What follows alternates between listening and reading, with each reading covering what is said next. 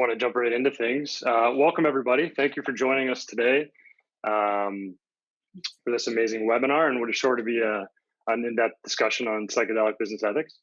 My name is Cory Firth, and I'm the Interim Executive Director at the Canadian Psychedelic Association, and I'll be acting as the host and moderator for the discussion today, along with our few of our amazing board members and a very special guest too, who I'll introduce in a moment. For those of you who are joining us for the first time, we are the Canadian Psychedelic Association, a nonprofit organization brought together by a mission to unite the psychedelic community across Canada. And today you're catching one of our many webinars that we host for the community in a variety of ways to interact, to engage, educate, and advocate for the community in Canada. The funds you donated for your ticket today go directly back into the organization to help support events like this and the other amazing membership perks that we're continuing to build on. So just wanted to say thank you for that.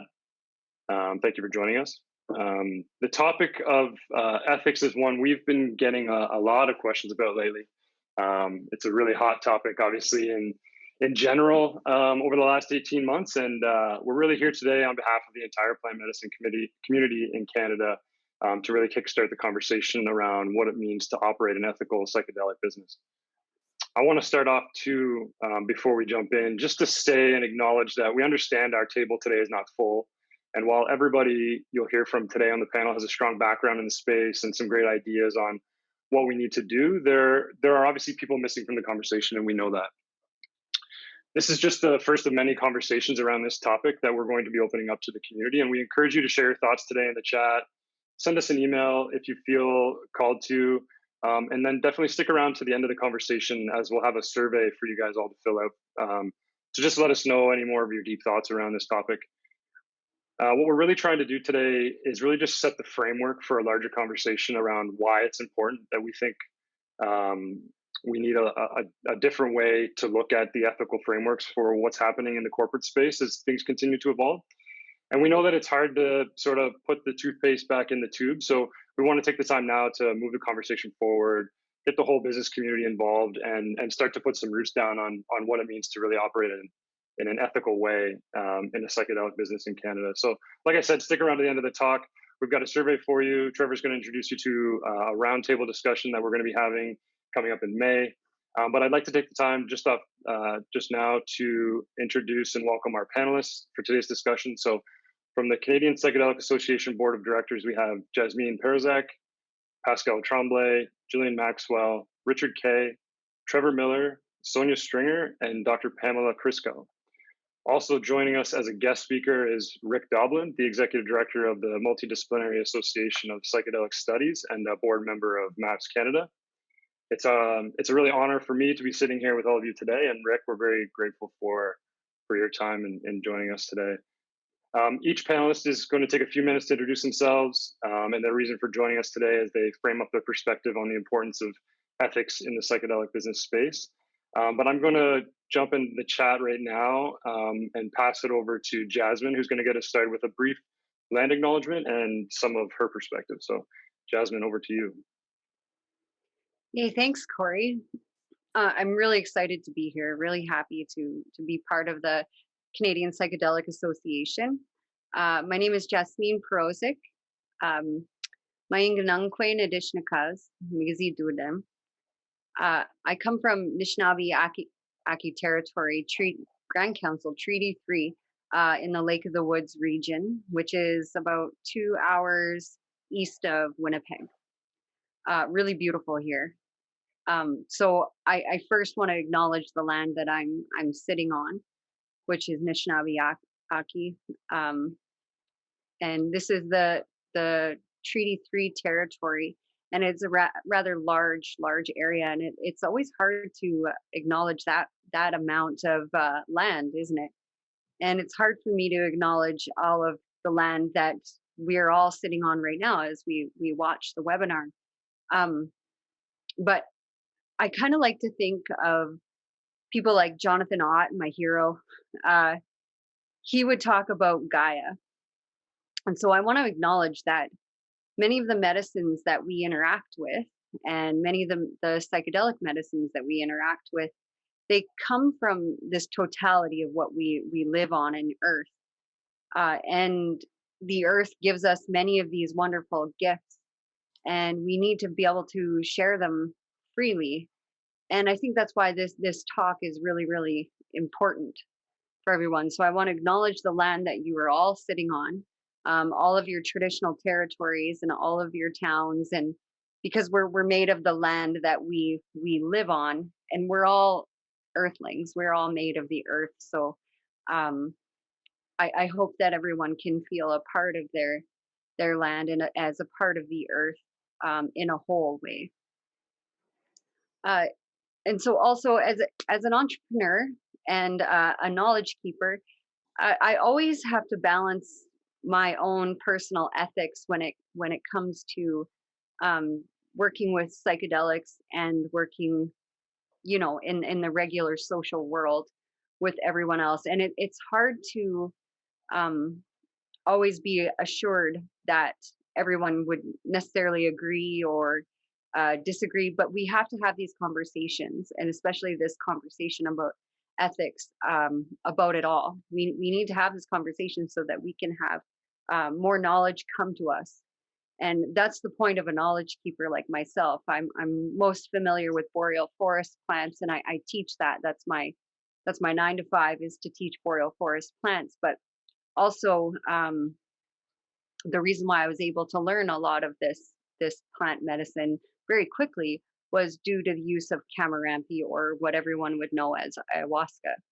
Ayahuasca is a very powerful plant, and if anybody has had the gift of being in a ceremony, you understand what I'm saying about it. And many of the plants that we interact with in the psychedelic world, they are a deeply spiritual, and you don't have to have a religion or a spirituality.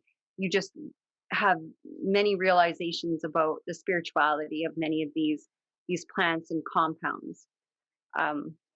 So I just want to straight up acknowledge that these things are effective for our help, for our use, and to help, especially during through this COVID pandemic when mental health has just plummeted. I think we really need the help right now. And I don't think, I know that we really need the help. So this talk is really important when there's a lot of money funneling into ETFs for like the psychedelic ETF stock and many of the other psychedelic stocks. Like, it makes some people uncomfortable. And I definitely understand that, but this could be a way forward. And when we all understand the power of the spirit of those plants and those fungi, I think we can go forward in a good way. And I know that there was some trouble with cannabis in general, and the stocks there and all the money and the funneling, and so this conversation is really important so that we can make sure we're doing things in a really good way. And hence the land acknowledgement, hence acknowledging all the plants that have helped us to recover. I just wanted to share that, and any questions you can forward to Jazmin at psychedelicassociation.net. If you ever just want to chat too, I'm totally into that as well. I'm going to pass off my talking to Trevor, and we will continue this conversation. Beautiful. Thank you so much, sister. Thank you, everybody, for coming tonight. This is a topic that's near and dear to my heart. For those of you that don't know me, I wear a lot of hats in the psychedelic space, which gives me a broad perspective to consider many angles. I'm a founding board member of the Canadian Psychedelic Association. I'm also on the board of directors for MAPS Canada and chief psychedelic officer of Neon Mind Biosciences. And I came to all these positions because first, I had a business that provided psychedelics to people. In 2012, I co-founded Liberty Root Therapy Limited, where we treated more than 200 people, mostly for opiate use disorder, using ibogaine. All that changed in 2017 when Health Canada put ibogaine onto the prescription drug list, and I haven't been able to legally work with it since. Instead, I've been advancing the movement elsewhere, volunteering with both MAPS and the CPA.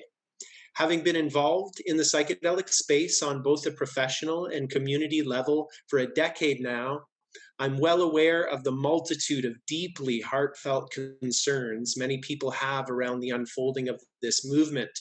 The reason we got together and have spent hundreds of hours creating the CPA is so we might have a platform to address those concerns, which in part is what brings us here today. Some concerns reflected by those in the psychedelic community at large include the patenting and monopolization of psychedelics, the appropriation of indigenous ways with no reciprocity, diversity and inclusion issues like accessibility, meaning will it just be elites who can afford these experiences, or will they become safely available to marginalized populations as well? Furthermore, how do we fit these substances into an already strained and inadequate mental health care system?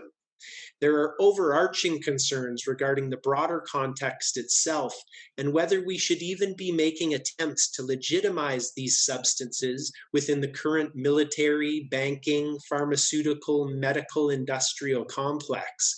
There are some who would prefer to see the current system collapse rather than get resuscitated by the power of psychedelics.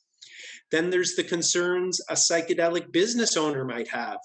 Namely, that psychedelics are largely still illegal, and there's no assurance that's going to change. Landscape appears to be going in a positive direction, but things could change, as I experienced with Liberty Root, meaning new regulations could shut you down. Also, most of these substances are no longer patentable. So if you dump $100 million into the drug development process, what guarantees do you have to protect your investment? There is a chance of decriminalization or outright legalization. If so, what happens to the IP you've been developing? What happens if we get a new government who isn't as keen on psychedelics as the current one and exemptions stop, or worse? And what if you've been an underground therapist for the last 10 years? Where do you fit if everything continues to head above ground? Ultimately, what I'd like to see is as many people as possible healed by these substances. I think they can alleviate tremendous suffering and unleash a tsunami of healing. My views, though still idealistic, have matured over the years. I've realized the most realistic way towards achieving this outcome is for these substances to go through the drug development process, one that's been used for about 100 years now to prove the safety and efficacy of new prescriptions. The truth is that the majority of people out there will never try a psychedelic and experience its benefits until it's made available as a prescription. Moreover, especially in Canada, people do not like paying for healthcare, and it's only once these molecules have been taken through the very expensive clinical trial process that our governments and insurance companies will ever pay for these treatments. Therefore, the tsunami of healing I'd like to see is waiting behind this very expensive dam we need to bust. Most of us on a call like this are already believers. We've largely seen what these substances can do. I know Ibogaine works to get people off opiates. I don't need expensive clinical trials to prove this to me. But unfortunately, the plural of anecdote is not data. And data that is very expensive to generate is what this movement needs now. So unless everyone is ready to pass around a hat that you're willing to throw into, we need some people to write very large checks and have a vehicle they feel comfortable with. So this is where we stand. Is it ideal? Not really. The world still needs a lot of healing right now. But is everything lost? I don't think so. I did a presentation at a conference years ago on psychedelic entrepreneurship and what that looks like. My premise was that psychedelic means mind or soul manifesting, and entrepreneurship is to undertake something. So psychedelic entrepreneurship was to manifest your soul into a business or undertaking. The framework I proposed from there was that a common trope in the psychedelic experience was the feeling of unity or oneness with all of creation. And what a psychedelic entrepreneur could use as a compass as they move forward was the question, do my actions align with the truth of our unity? This brings us to the ethics of doing business in this or any space. Is it possible to operate within a cooperative rather than a competitive paradigm while remembering and including the whole? If we are going to compete, is there a healthy way of doing so that benefits everyone? Before anyone competes in this space, there's still a stadium that needs to be built with a regulatory framework and the like. Can we come together and start singing from the same song sheet so that this potential for healing doesn't get canceled once again before it's even begun? We as the CPA aren't here to say we've got all the answers, but we do think there are answers and that they're worth finding. There are some other great people you'll hear from in a few minutes here. And before we end tonight, we've got some very clear asks for you all. First, we hope that you as an individual will sign up and become a member of the CPA. We've got a brand new and very robust membership platform launched that's going to allow anyone who's interested to stay a part of this conversation. Second, if you've got a registered business in Canada or beyond dedicated to psychedelics, please show up for our Psychedelic Business Roundtable on May 19th. From there, we're going to start working together to ask ourselves what it will mean to become a corporate or business member of the Canadian Psychedelic Association. If you become a corporate member, what standards will we hold ourselves to? How can we elevate the conversation so the field of psychedelics is not just business as usual? How can we address the many valid concerns held by the psychedelic community at large? And is there a way to cooperate and coordinate pro bono efforts and give this world the exciting Hail Mary play it is so desperately calling for? Just about anyone I know who is familiar with psychedelics would agree that these substances have the power to open your mind. So before I pass this off to Pam, what I'll ask of you, whether you're an ardent capitalist or as hippie as they come, or anywhere in between, please keep your mind open as to how business could actually be the exact vehicle we're looking for to answer all our wants and needs in this space and beyond. Let's just keep our minds open and aim to do it right, and let's be kind as we figure out our way. The first value we list in the CPA's values is kindness. We put that first for a reason. Thank you. And now I'm really happy to introduce a dear friend and our resident physician, Dr. Pamela Kryskow. I just want to take a quick second, Pam, and just mention to everyone joining us, I think some people are just trickling in still. Just wanted to say, drop your name, kind of where you're from. And if you have some questions, I see some questions trickling in too. We're going to kind of keep going with the panelists, and we'll try to get to some of the questions later on, but just wanted to let everybody know that. Thanks, Pam, over to you. Great. Thanks, Trevor. Thanks, Cory. So I am a medical doctor working primarily in chronic pain. I'm a psychedelic researcher with research in psilocybin, MDMA, and ketamine. I'm also the medical lead at a program called Roots to Thrive, ketamine-assisted therapy, which is actually a psychedelic program hosted within a health authority and attached to an academic institution for research. I believe the first one of its kind in Canada. So as a medical doctor, the questions I bring to this table that I really want us to contemplate, and again, we do not have all the answers, and we really want you to participate in this, is how with the growing medical, academic, and patient interest with regards to having access to this medicine, how do we bring it safely forward? We're already seeing Section 56 applications and the changes to the Special Access Program, and possibly even legal challenges. How do we shepherd that? Our Canadian healthcare workers need clear pathways to clinical practice and research. We need to know how to clarify the best psychedelic medicines and for what indications and in what structure, whether as an individual or in group therapy. We would like to have these conversations on how healthcare workers can collaborate in research across disciplines and working with these medications.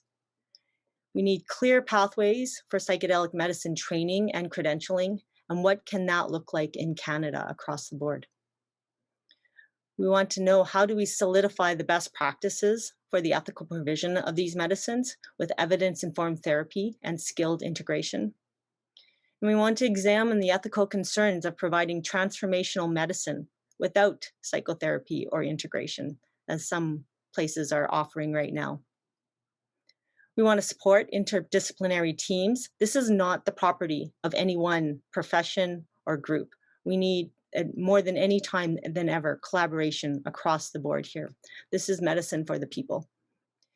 And finally, from the healthcare worker perspective, how do we make this accessible to every Canadian who should have access to this in a way that is covered by our healthcare dollars?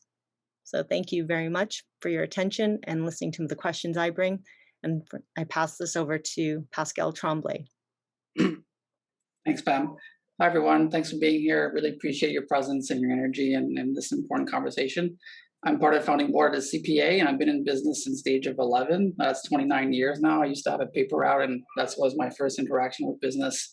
I'm a strategy lead and co-founder at a design and strategy agency for conscious businesses. And I'm also starting a business in the psychedelic space, which is the lens from which I'll share my perspective today. So business is one of the most powerful forces in the world, and business, like most of us, is currently undergoing a profound period of unlearning, away from disconnection and into connection, away from destruction and into harmony. We're working through a lot at the same time, and it can be both exciting and overwhelming all at once. That's why these conversations are so important to have and include as many voices as possible in those conversations. There's a lot we have to figure out together, but I believe psychedelic entrepreneurs have an opportunity to create new models of business that are regenerative, multidimensional, and engines for deep compassion and collaboration. Ultimately, our human destiny is closely linked to the actions of all other living things, and that principle is a core lesson psychedelic experiences offer us in general. So how do we bring some of those lessons into our businesses? Like Pam today, I come with questions, not answers. I'm not an expert in any of this. Hopefully they can spark some ideas and conversations. If anything comes up for you, please share your thoughts in the comments or via email. And if you can, fill out our survey after this webinar. So the first question I have from an entrepreneur's perspective is, how do we create businesses that better reflect natural systems? Nature, in my opinion, is our greatest teacher. In his book called Reinventing Organizations, Frederick Laloux created a model to define all types of business structures. He ranked them in a range of colors, like red for old school, kind of top-down organizations like the military, to more evolutionary ones that are closer to how nature works, called teal organizations. I find his model fascinating because it allows us to quickly understand where our business practices are positioned in older power structures or newer ones that mimic organic systems that prioritize the human spirit and the collective over business metrics and competition. At the CPA, we've been striving to stay in the teal model, as we found that the mimicking of systems found in nature to be the closest reflection of the lessons learned during psychedelic experiences.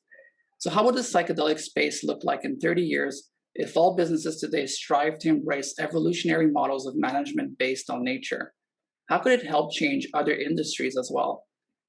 I saved the map I found online as a reference for those of you who would like to get an overview of all the business structures in Frederick Laloux's model. I found that it's a great tool that can help us keep in check with how we're doing things and doing business better. And you can see the map at psychedelicAssociation.net/businessmap. And Deanna's going to post the link in the chat for you all. My second question is, how do we support new entrepreneurs and guide them towards sets of best practices and guidelines? There's a large amount of FOMO right now in participating in psychedelic businesses. How can we onboard and inspire people into a framework and set of principles to avoid the pitfalls of runaway capitalism? Could this come in the way of a business pledge like the North Star Pledge? And if so, how do we keep businesses accountable? Could we create a certification process like B Corps in the US, for example? And how do we provide self-accountability tools and ethics training for existing businesses that want to do better? How can we create inclusive networks and spaces to help train and support new entrepreneurs, not only with skills, but also with eldership, ethics, cultural training, and accessing conscious capital? Another question I have tonight is, how do we create businesses that don't run in silos, but rather cross-pollinate knowledge, resources, and energy? Trevor always brings up the idea of healing ourselves out of business, and I love that concept. It's not that business itself is bad, it's the old school way of conducting business that kind of sucks sometimes. Competition at all costs is an archaic thought, in my opinion, and I've seen already a lot of beautiful collaboration in the psychedelic space, and I hope we keep it that way. Extractive models of businesses got us to this challenging point in our history, but regenerative, kind, and generous businesses are going to help pull us out of it. People in this space have often experienced deep connections with themselves and other living beings through the medicine. So how do we translate that connection into business practices? How do we create multidimensional organizations that openly share knowledge, resources, and support to other companies in the space? How can we elevate each other in service of the greater purpose? And how can we create spaces for meaningful connections to further realize our shared humanity and take back our collective power for change? My third question is, how do we give back as much as possible? These days, people connect with and want brands with authentic purpose at their core. Businesses can be excellent vehicles for wealth creation, but also for redefining what wealth truly means. I think that's one of the key elements for humanity moving forward, shifting wealth from surface metrics to more meaningful ones like empowerment, happiness, and well-being. What if the psychedelic industry led the way in creating businesses that make just enough profits to keep going, but in tandem also hold a core mission to give back to people and communities in need? What if we honor the people, places, and cultures we sometimes take from and give back to them in generous reciprocity? This is what the medicines are teaching us, and I believe that this model of sharing is the only way forward if businesses want to truly thrive in the next 100 years. How do we use business as grounds for our own healing? We often think about businesses as vehicle for delivering services or products, but what if we saw business as a mirror into our own soul? What if business transactions and relationships are treated with the same reverence as a ceremonial space? What if, as entrepreneurs, we saw connecting and healing ourselves as our most important audience? And what if we didn't separate our business from our personal shadow work? After all, what's going on inside of us is going to show up in our products and relationships in a very real way, even with great marketing. And then expanding the healing outwards, how can our businesses be a vehicle for coming into right relationship with the planet and reciprocity with Indigenous peoples? How would that change how we do business? Could we then have a richer view of what our business does and can do? And finally, my last question is, how do we play big and widen the lens? We're in the middle of a mental health crisis and repairing centuries of harmful systems in ourselves and in society. There's a lot of important work to do, and it's time to be bold with our actions. So what if companies aimed high with their mission and had lofty but reachable aspirations for transformational change? What if we saw business not just as a tool for growing profits, but also for influencing change in policy, people, and culture? How do we identify and engage with large social movements outside of psychedelics that we can include in support of our work? What could that look like? So that was a lot of questions. I hope the questions spark some thoughts, some ideas, and some other questions as well. They're always good. And we're at such an interesting point right now in time where there's so many large social issues to address. But then also in parallel, there's this massive surge of courageous, loving, and generous people that are working to change things in a meaningful way. We're in a position now where almost every major system that's been built in the last century is ready to be flipped around into better ways of being and doing. So I have really high hopes for the psychedelic space and helping define what those new ways look like. Let's do it right, and let's do it together. Thank you. And I'll pass it to Sonia. Thank you, Pascal. Very inspiring. Hello, everybody. My name is Sonia Stringer. I am a proud Canadian who splits my time between Canada and California, where I am right now. And I joined the board of the CPA in July of 2020, and I'm truly excited to be here and be part of this conversation. I thank you so much for joining us. And I have two big reasons, I guess you could say, for being passionate about this. First, I have an enormous amount of respect and reverence for psychedelics and plant medicines. I'm sure many of you share that same respect and reverence. I was introduced to this work 23 years ago, and to say that it transformed me and my life would be a gross understatement. And I've been incredibly lucky over the last 23 years to be connected to the underground community here in California. And like many of you, I have watched things grow and advance. I've been a long-time admirer, obviously, of Rick Doblin and MAPS, and I've been incredibly excited to see the progress that they've made over the years. And I also share a great deal of the concern and trepidation about how all of this is going to come to the market and whether or not things will be commoditized and whether businesses will come in and profiteer. I think we're all concerned about protecting and safeguarding these medicines because we know just how incredibly powerful they can be for healing and transformation. And my other reason for being here is that I also have an enormous amount of respect and reverence for entrepreneurs. I've been an entrepreneur myself for 25 years. I'm incredibly proud to say that every dime that's gone through my bank account in the last 25 years has been completely self-generated.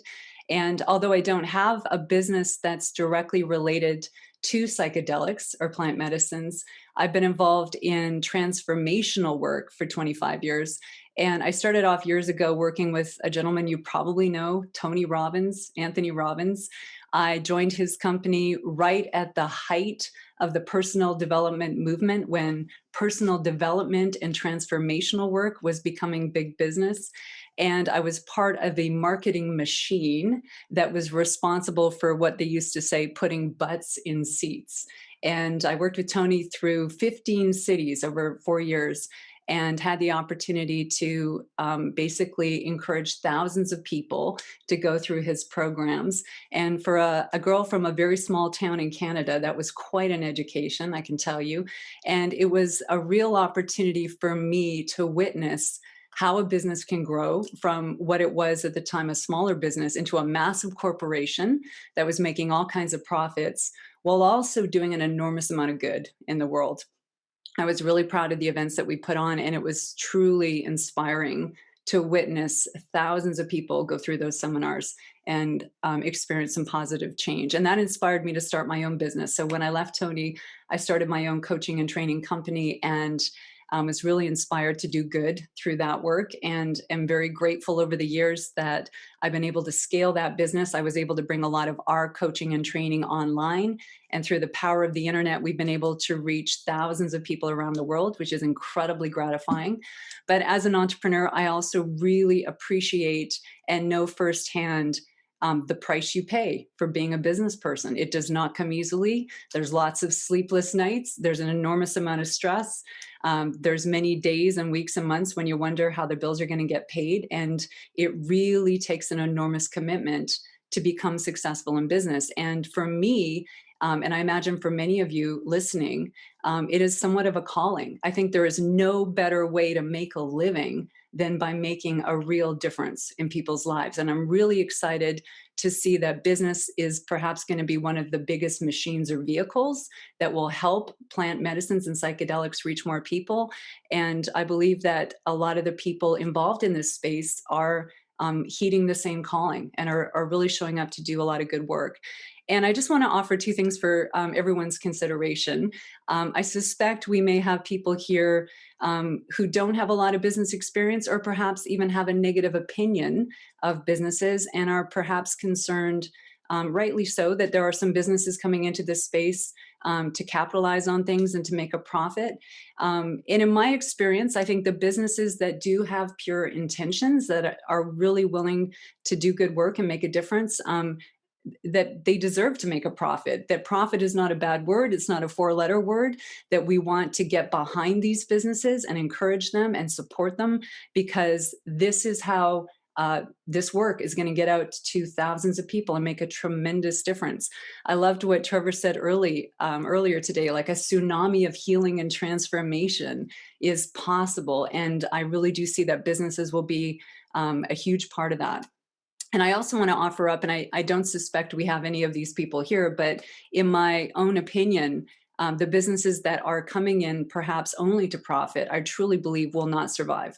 I've been around transformational work, entrepreneurs for 25 years. I've seen all kinds of companies and individuals come and go. And the ones that do come in perhaps with only a profit-driven motive generally don't last. And I especially believe in this space. So many of us are so passionate about this work and are so willing to safeguard it that the businesses that are here to do good work, that will make sure that they operate by ethical standards and really put the experience of their customers and clients first, they will thrive.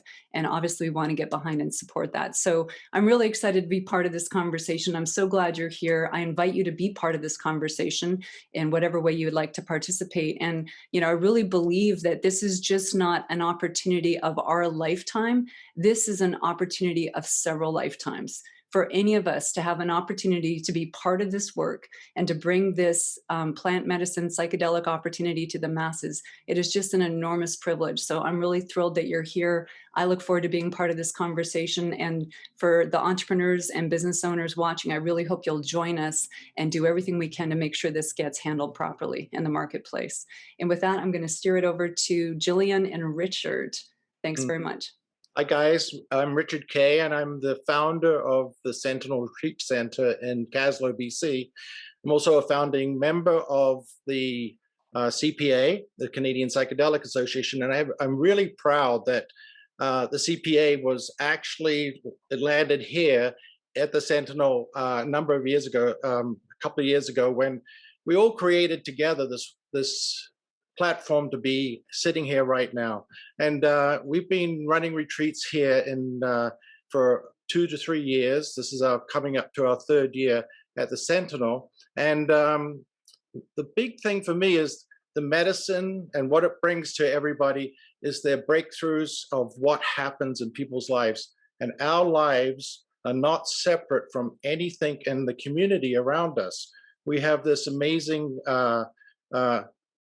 connection with the Caslow, the locally, and all the people that are working with us, and that's what the medicine brings to all of us. And I'm really happy to be a part of this whole thing.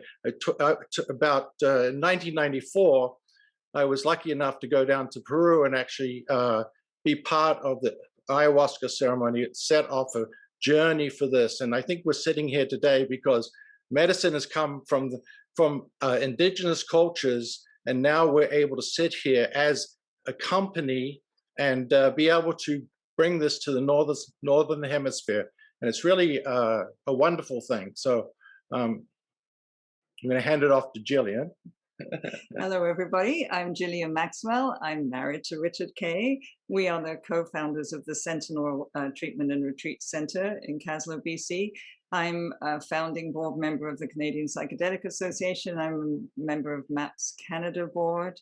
And yeah, we've been involved in the psychedelic space for over 20 years now, and actually just under 20 years. And I'm just so proud that all of you have tuned in, and everybody that watches this recording afterwards, to meet actually the members of the Canadian Psychedelic Association. They've just revealed themselves to you in their splendor, and I'm so proud to be part of this group because everything they say is heartfelt, and I'm just proud. I'm just very proud, and I really feel that we have an opportunity here to make a massive difference, as Sonia said, not just one lifetime, but many before, and our many lifetimes we've had before, and many going forward. We're going to have a massive impact on the consciousness and on the planet, and that's our job. And so let's do it. We're about to create. We're in the process of creating critical mass, and stay tuned for a longer conversation about that in our conference in a couple of weeks' time in May. And just about me, harm reduction and drug policy reform has been my world for the last 20 years, and this is just the next stage of that.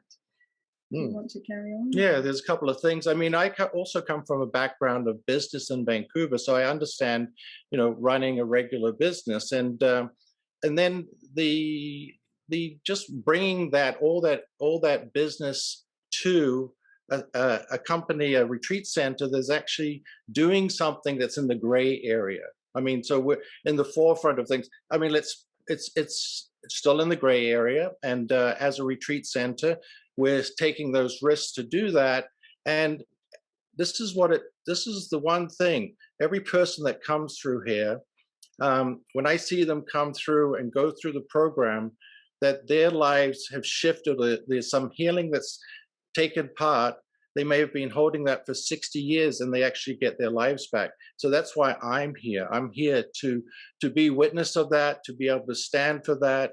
And I will continue to do this because of transformation of people's lives and people getting their lives back. And then they can go back to their friends and their families and their communities and their organization and their businesses and bring that essence of themselves and bring it forward to the world. So the piece that starts from going through the process of doing psychedelics and working in the best possible way with best practices, policies, and procedures, that's what I'd like to see happening in the future. And if we can be part of that with the CPA and here at the center and help to guide people through that and sit with people that are not only just clients, but also therapists that have been working for many years in the world where they would like to move forward and work with a psychedelic therapist so they also may be able to be helpful for other people, that would be something that I'd love to do. So just to complete our little piece here, we feel that retreat centers play a really important role in all of this. And there will be many different ways as we move forward in legitimizing and legalizing for psychedelics to be accessible to people. And the piece that retreat centers play is for people who are able to, not everybody is, perhaps.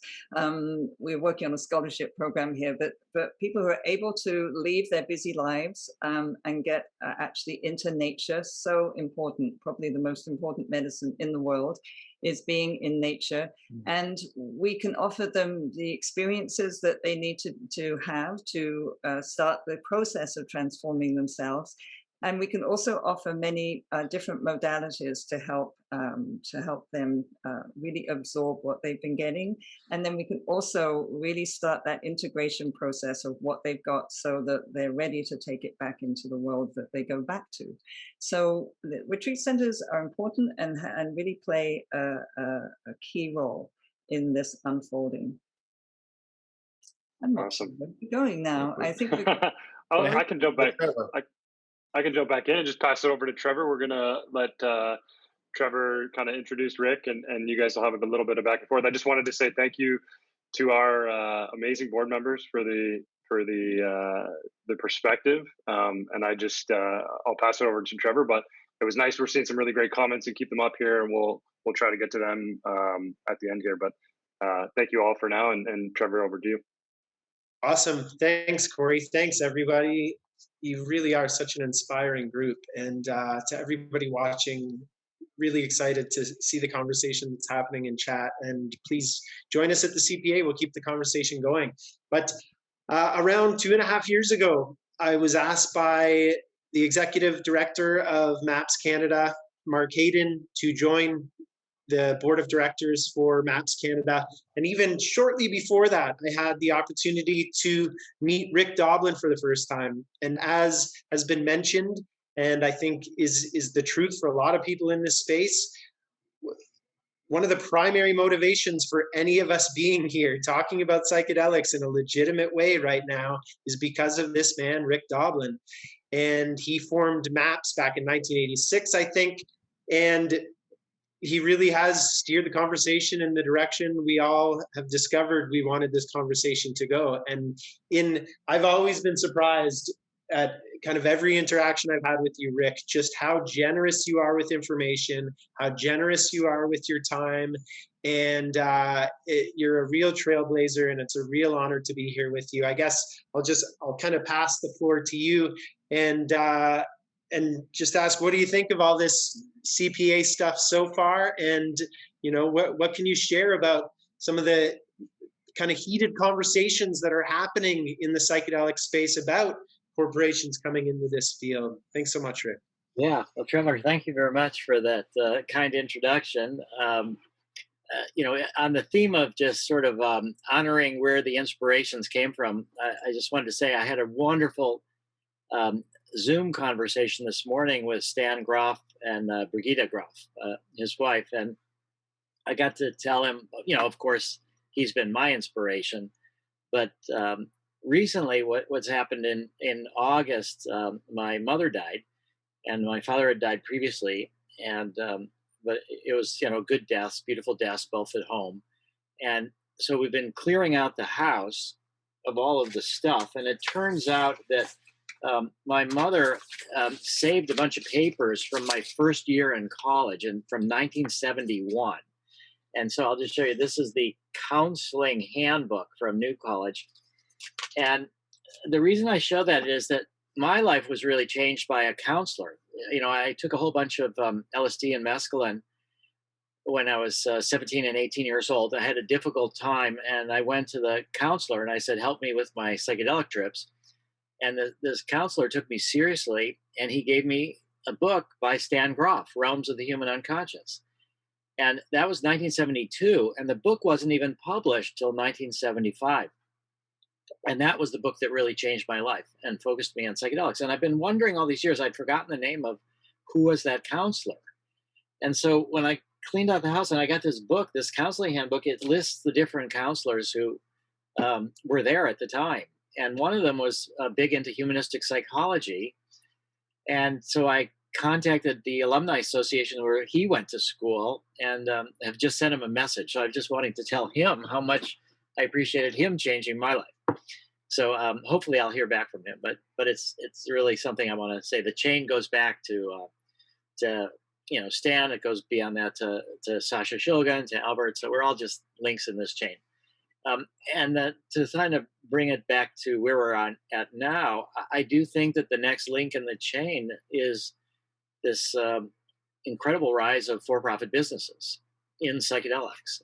And how do we make this a strong link instead of a weak link? How do we make it so that it's connected to the past and not sort of pretending that there is no past? How do we make it so that there are people who are making hundreds of millions of dollars who are,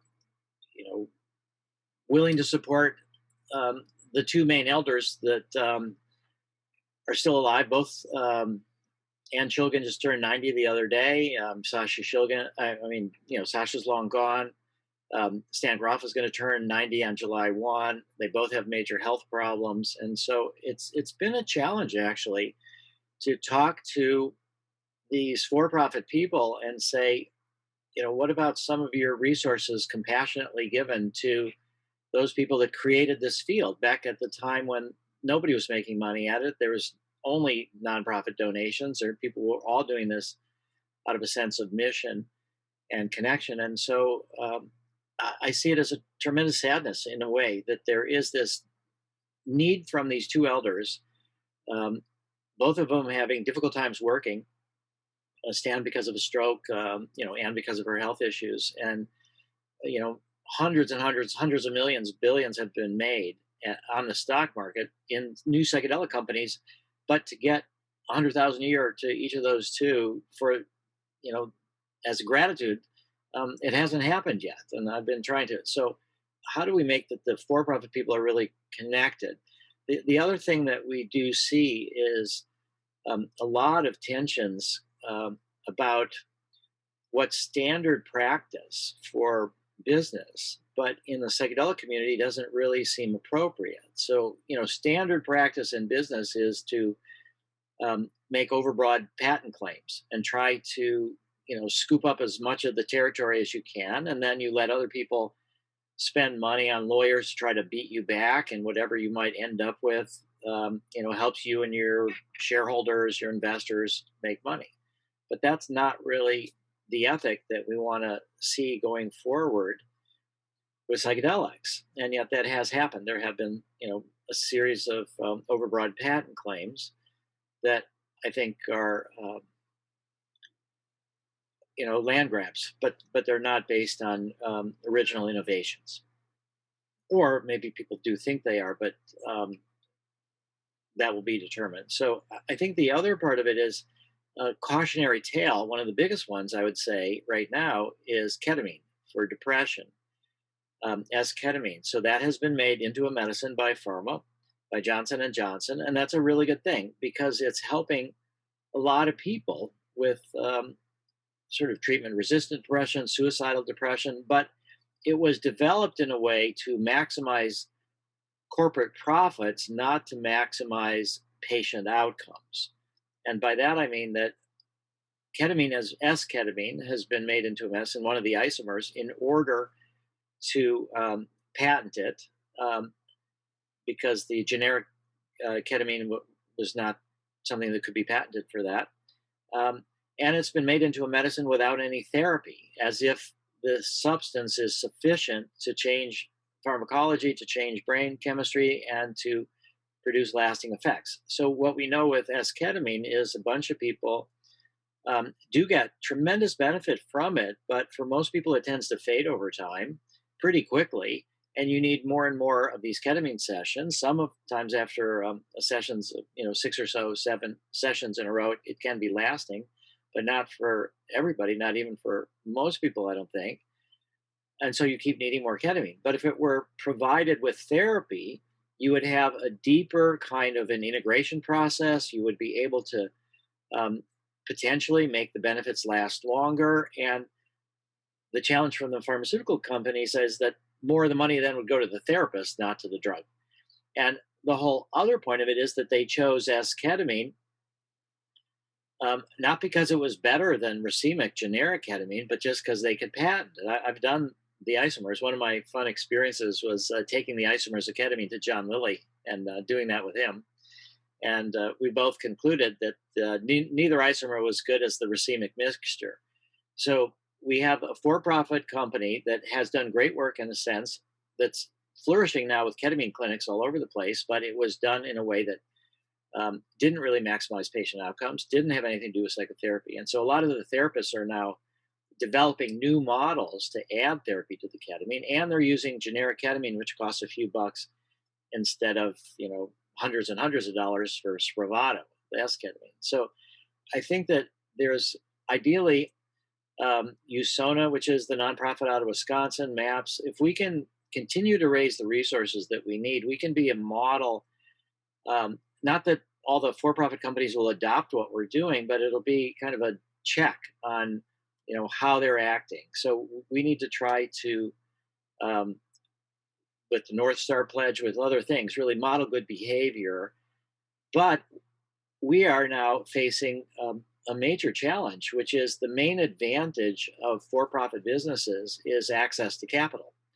And so in the history of MAPS of 35 years, we've raised over $100 million, which is an enormous amount of money, all in donations. Nothing has to go back to investors. It's all for the mission. But to continue what we're doing, we need to raise another substantial amount of money to globalize MDMA. We think that'll be, to take MDMA for PTSD to Europe, around the world, that'll be about $30 million more for really finishing the commercialization. There's all sorts of expenses for commercializing once you get approved. And also we've had to agree what's called a phase 4 study. If it works, if MDMA for PTSD works in adults, we have to do pediatric studies, 12 to 17-year-olds that are traumatized. A requirement from the FDA. And if that works, we have to do 7 to 11-year-olds. So it's going to be another 30 million for commercialization and these quote phase 4 commitments. And then we would like to ideally do other indications of MDMA and extend those. So what we're thinking of is that we are, if we were well capitalized, if we were a for-profit, what would we be doing? We would be allocating $120 million over the next couple of years to just what I just described. Also, we need to study group therapy with MDMA. Can we raise that money from philanthropy? That's going to be the real challenge, and I'm not sure. And so we're looking at other options like loans, impact loans. But and we're finding that a lot of the donors who have fueled us in the past are now looking for investments because they're seeing that their investments are, I felt that it was inappropriate for me to invest in any other for-profit psychedelic company. But I've watched these stocks go up like 1,000%. It's incredible. So there's an enormous amount of resources there that have been made. How do we, channel that into supporting the elders, mission-related things, foster collaboration between the different for-profits instead of competition. it's a challenge going forward. And I think the benefit corporate, now I don't want to say that MAPS is only nonprofit. You know, MAPS has started the MAPS Public Benefit Corporation, which is a for-profit corporation. It's 100% owned by the nonprofit, but still we have a for-profit arm. And the goal of that is to sell MDMA at a profit, and then whatever the profits are, to fuel more research and more publication, more public education. So there may be, and can be for sure, for-profit models that are mission aligned that we can adopt ourselves. You know, could we take loans inside a benefit corp, majority ownership or sole ownership by a nonprofit, and still not be misaligned by profit motives? So, you know, today we had a meeting about what are the other indications of MDMA that we might want to look at. And for the first time, really, we were thinking, well, if we have to raise the money from loans to do this, then we got to not so much think about where is the most suffering, but where is a lot of suffering, but also a way for us to earn money to pay back the loans. So it's a challenge going forward for us. We've gotten this far. The other big thing I want to say about the difference between for-profits and nonprofits is that what we've seen with the for-profits is they either run away from or are trying to talk negatively about drug policy reform, about the Oregon Psilocybin Initiative, about going to the Netherlands for, you know, mushroom truffles, about or going to Jamaica, or people, you know, going to retreat centers in areas where maybe, you know, well, hopefully, you know, the people are trained really, really well, the therapists. But we do have this kind of dual track for us: drug development on the one side, drug policy reform on the other. And what we see is that a lot of the nonprofits are not bought into in any way at all the drug policy reform. It's either too controversial, or they fear that it might impact their business model. That if you can get psilocybin, or you can go to Gillian and Richard's retreat center and legally get psychedelics, you know, why would you go, you know, buy it from a pharma company? Well, the reason is that you would get it covered by insurance, and that you would have a certainty of pure drugs, and you would have trained people. You'd know that it was regulated. So I actually think that the drug policy reform will create more customers for the for-profits, not less. It destigmatizes it. It embeds this knowledge in the culture.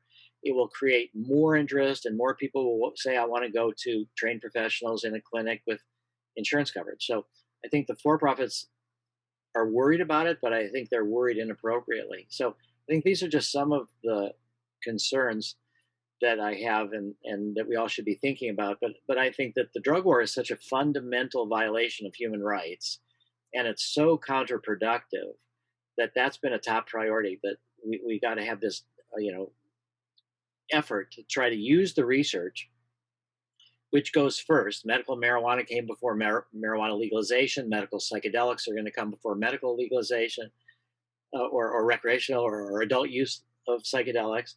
And a lot of it, I think, is pioneering stuff is coming from Canada. So I think the Canadian, you know, Psychedelic Association, we're hoping that there's more sanity north of the border than south of the border.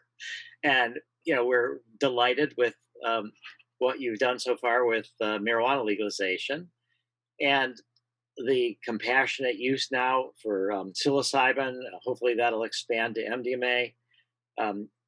New opportunities to train therapists outside of protocol, so it's less expensive to give them the drugs that they need. And then even Health Canada may indeed be more open to going first before the FDA. So far, for the longest time, I've thought that FDA goes first, and then Health Canada, Ministry of Health in Israel, Australia, the TGA in Australia, they'll all go second. And now it's looking like that might not be the way.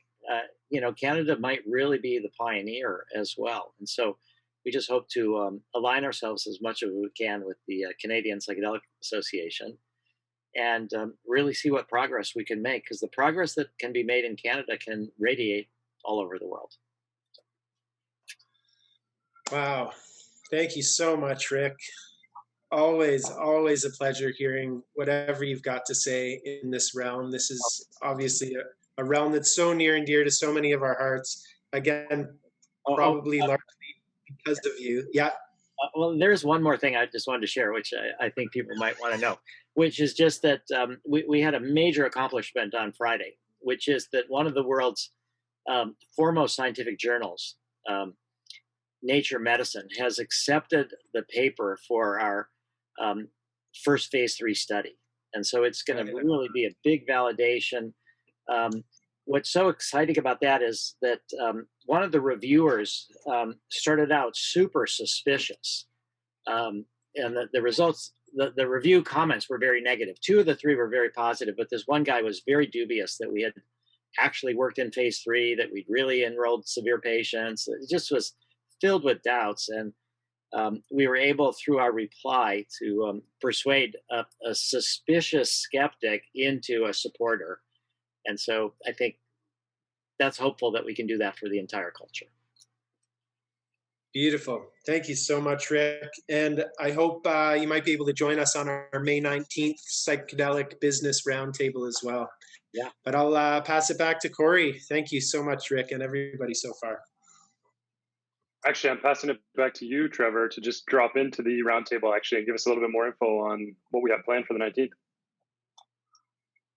Yeah, great. So, we've touched upon it a couple of times here. Essentially, what we're aiming to do at the Canadian Psychedelic Association is to bring business together to talk about what a business membership within the CPA looks like and what kind of standards we're going to hold ourselves to. Is there a way for us to move beyond a competitive paradigm? What about something like teaming up on research? And if 3 people are doing a microdosing mushroom study, we say, let's divvy up our resources and get this ibogaine for Parkinson's disease study done, or something like that. There's just a lot of conversation that needs to be had. We do want to invite specifically to this May 19th meeting people who do have registered businesses. So this is specifically for kind of the business person rather than just the general community. But that doesn't mean we don't have a place for the general community at the CPA. If you go to psychedelicassociation.net, you can join as a member, and we do have a CPA membership platform. It's kind of like our own Facebook. It's super cool. Thank you so much to Sonia for setting that up, and maybe she'll say a bit more about it in a second.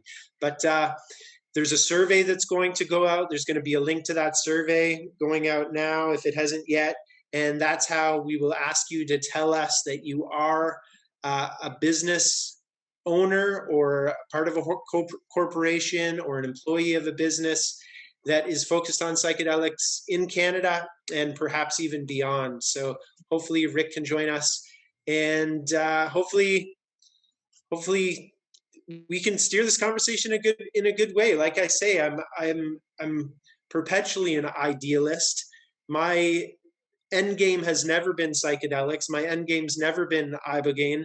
My end game is trying to do what I can to end as much needless suffering on Earth as possible. And before psychedelics came on my radar in the way that they did, I didn't have the kind of hope that I have now. But I have seen enough transformation, and it's transformation that has happened by welcoming people into my business. I've seen enough to know that there is tremendous reason for hope. And I really feel like if we as the psychedelic community can't figure this stuff out, then there's really no hope for the rest of the world, because we are the one with the tools here. And hopefully we can come together in a thoughtful, open-hearted, open-minded way and figure out the next steps of taking this to the next level with riding on the shoulder of giants like Rick and Sasha and Stan.